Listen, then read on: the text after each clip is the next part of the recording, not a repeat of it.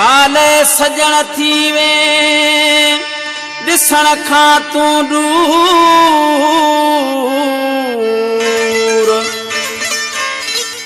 साड़े पियो साह खे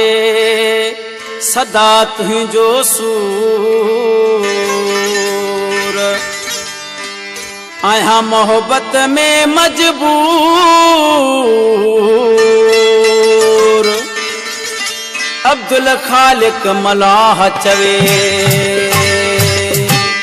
मिलन थी वो मुश्किल दिसण खां परे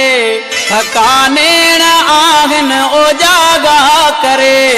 न जीअरे असां खे जलायो फिरी हवाउन सां न्यापा हलायो फिरी मिलन थी वो मुश्किल दिसण खां परे थकानेण आहिन ओजागा करे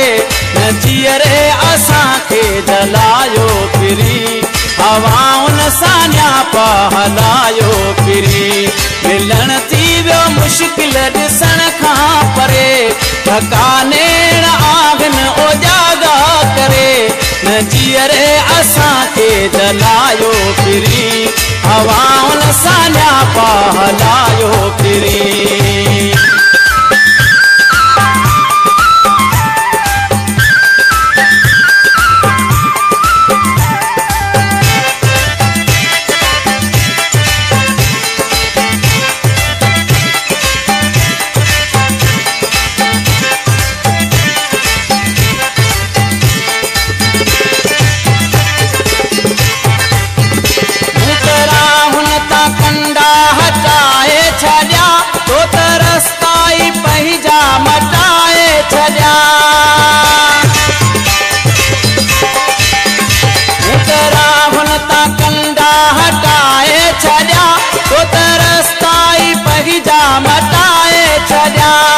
असां खां जुदायूं चङियूं कोन चइबियूं यकियूं अलविदायूं चङियूं कोन चइबियूं रुना ॾाढा आहियूं खिलायो फिरी हवाउन सां न्यापा हलायो फिरी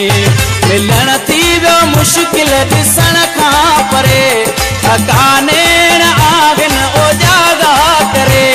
न जीअरे असां खे जलायो फिरी हवाउन सां न्यापा हलायो फिरी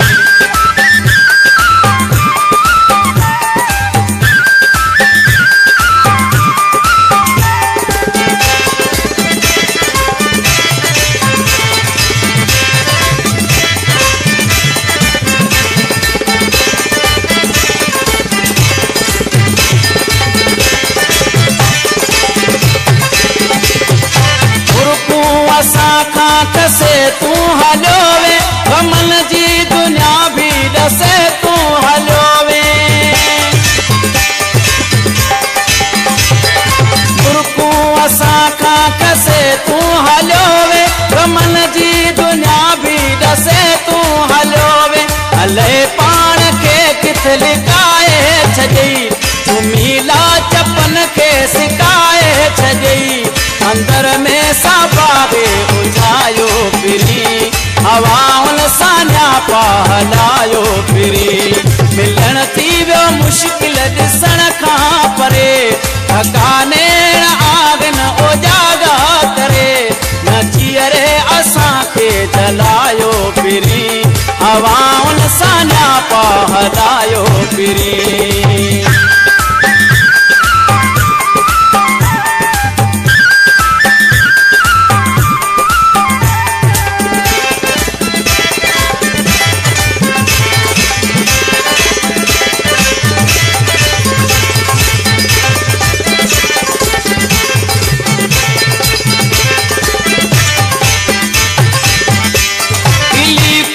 दुनिया में रुसवा थी आसी ऐं मुक़दर जी बाज़ी हराए वयासी दिली खूब दुनिया में रुसवा थी आसी ऐं मुक़दर जी बाज़ी हराए वयासी अज़ाबन में ज़िंदगी या कपरी हयात नथी कटजे सूरन चंदी किड़ी रात अचो या असां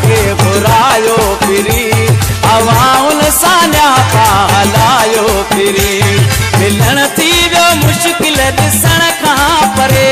थकाने आगिन उजागा करे न जीअरे असांखे जलायो फिरी हवाउनि सां न्यापा हलायो फिरी मिलण थी वियो मुश्किल ॾिसण खां परे थकाने आगिन उजागा करे न जीअरे असांखे जलायो फिरी हवाउनि